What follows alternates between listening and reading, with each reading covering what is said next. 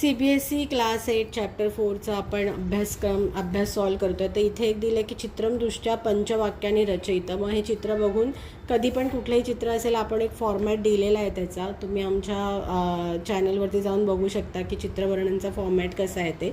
मग इथे लिहायचं इदम चित्रम चिकित्सालयस्य अस्ति. हे नेहमी इथे षष्टी वापरायचं असतं. म्हणजे हे म्हणजे हे चित्र चिकित्सालयाचं आहे. चिकित्सालय म्हणजे दवाखान्याचं आहे. तर हा पार्ट 3 आहे आपला अभ्यासाचा. नंतर आपण लिहिणार की हा मुलगा आजारी दिसतोय. तर अत्र अस्वस्थः जनाः गच्छन्ति. अस्वस्थः म्हणजे काय, आजारी लोक इथे जातात. सो अस्वस्थः जनाः पाहिजे, म्हणजे अनेक वचन आहे इथे. मग चित्रे युवकः पण अस्वस्थः आसीत, म्हणजे या चित्रामध्ये जो युवक आहे तो अस्वस्थ दिसतो आहे. एकः वृद्धः, म्हणजे हे खरं तर गोपबंधूचं पिक्चर आहे, पण आपल्याला आता असं काही त्या कॉन्टेक्स्टमध्ये लिहिलं पाहिजे जरुरी नाही आहे. मग आपण लिहू शकतो की एकः वृद्धः युवकम चिकित्सालये नयती. म्हणजे नयती म्हणजे काय, नेतो आहे. म्हणजे चिकित्सालयामध्ये एक वृद्ध त्या युवकाला घेऊन चालला आहे.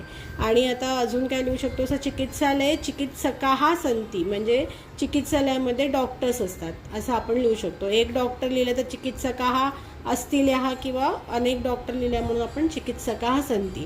तर अशा प्रकारे आपण ह्या चित्राचे 5 जे लाईन्स आहेत ते लिहिलेले आहेत.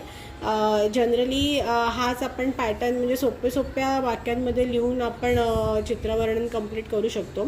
अजूनही काही चित्रवर्णनांची जी एक्झाम्पल्स आहेत ती आमच्या चॅनलवरती तुम्हाला दिसतील. पुढचं जे आहे ते आपल्याला समुचित पदेन श्लोकम पुरवतं, म्हणजे जे श्लोक चॅप्टरमध्ये दिले त्याच्यातूनच लिहायचं आहे. मग मम लियताम तनुः, तर मोस्ट ऑफ तर ह्याच्यातूनच आले. स्वदेश वमुः मम लियताम तनुः. नंतर इथे पण आहे की स्वराज्य मार्गे यदि गर्त मालिका.